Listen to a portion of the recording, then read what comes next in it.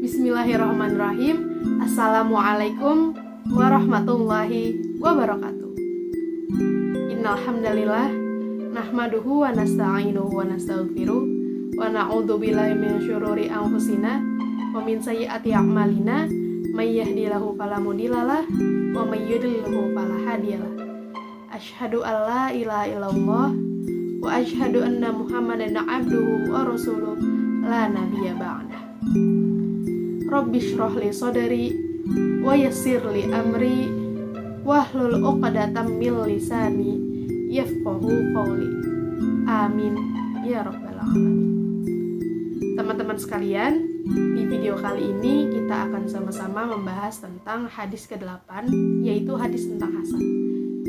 Seperti yang udah kita tahu, hasad itu adalah sifat dengki atau sifat iri yang dimiliki seseorang ketika ia mengharapkan hilangnya kenikmatan dari orang lain. Contoh seperti sehari-harinya itu adalah ketika ada orang lain yang memiliki suatu kenikmatan atau suatu kelebihan, dia malah membencinya atau malah mempunyai sifat iri terhadapnya. Nah, sebenarnya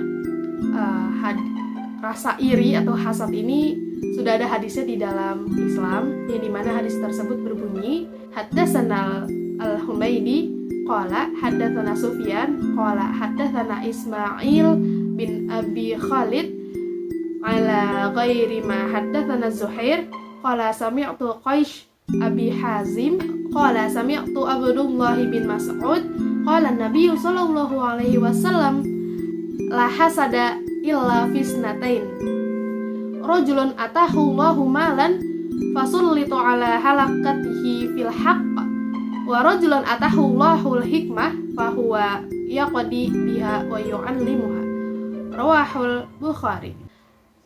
Yang dimana terjemah dari matan hadis tersebut adalah, telah bercerita kepada kami Al-Humaydi berkata, telah bercerita kepada kami Sufyan berkata, telah menceritakan kepada aku Ismail bin Abu Khalid dengan lafaz hadis dari yang lain, yang dia ceritakan kepada kami dari Az-Zuhri berkata, aku mendengar Qais bin Abu Hazim berkata, aku mendengar Abdullah bin Mas'ud berkata, Nabi Shallallahu alaihi wasallam bersabda, tidak boleh mendengki kecuali terhadap dua hal. Apa saja?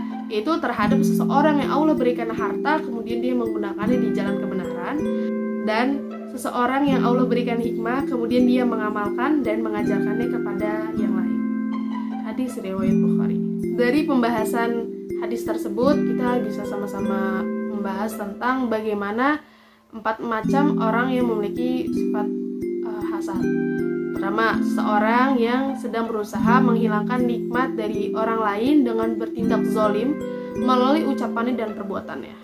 Kemudian yang kedua, orang yang ketika ia memiliki rasa hasad atau benci terhadap orang lain, dia tidak bertindak sesuai dengan sifat hasadnya dan juga tidak bertindak zalim kepada orang lain baik dengan ucapan ataupun perbuatannya.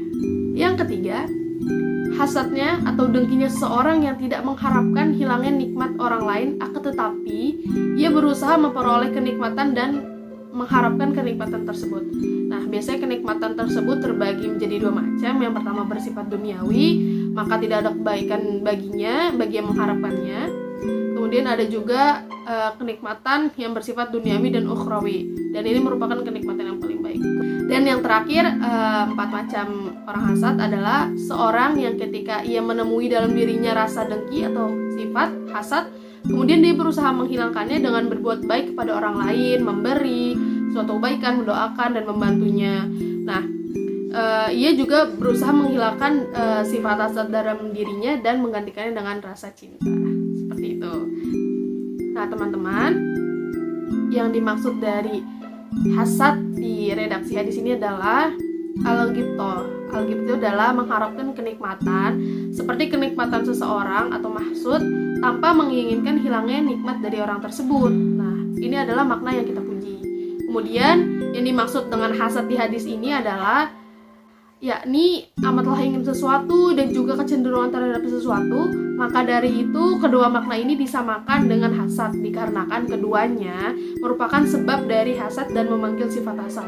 Pendapat ini merupakan pendapat dari mazhab Abi Sulaiman al-Khid Al-Khitobi, bahwa yang dimaksud dalam redaksi hadis dalam ungkapan la hasada adalah peniadaan yang bermakna larangan. Kemudian dalam ungkapan illa fitnatain merupakan pengecualian yang tidak berupa jenisnya. Kemudian Ibnu Al-Arabi mengatakan bahwasanya hasad dalam redaksi hadis ini diambil dari kata hasdolun yang artinya sejenis kutu, yang dimana hasad atau sifat iri adalah keadaan dimana seseorang mengupas hati seseorang sama seperti kutu yang mengupas kulit kemudian menghisap darahnya. Nauzubillah min dzalik. Kemudian Imam Al-Ghazali juga pernah berkata bahwasanya iri itu dapat merusakkan segala ketaatan serta menimbulkan berbagai dosa dan kesalahan. Iri adalah penyakit hati yang berat yang menjadikan cobaan terbesar bagi kebanyakan orang-orang alim, terlebih orang-orang awam yang ada di dunia ini. Ia mampu menghancurkan serta menyeret mereka ke dalam jurang-jurang api neraka, sebagaimana Allah memerintahkan hambanya untuk berlindung dari godaan syaitan. Maka Allah juga memerintahkan untuk berlindung dari godaan orang-orang yang memiliki rasa iri hati. Allah berfirman, dan dari kejahatan orang yang dengki apabila ia dengki, dalam surat Al-Falaq. Nah teman-teman, menurut Imam Ibnu Al-Arabi, hasad itu adalah ketika kita membenci apa yang kita lihat dari orang lain, sebuah kenikmatan. Nah, ketika kita pengen nikmat tersebut hilang dari orang lain, maka itu hukumnya haram. Akan tetapi ketika kita menginginkan diri kita supaya mendapatkan kenikmatan yang sama, maka itu hukumnya boleh.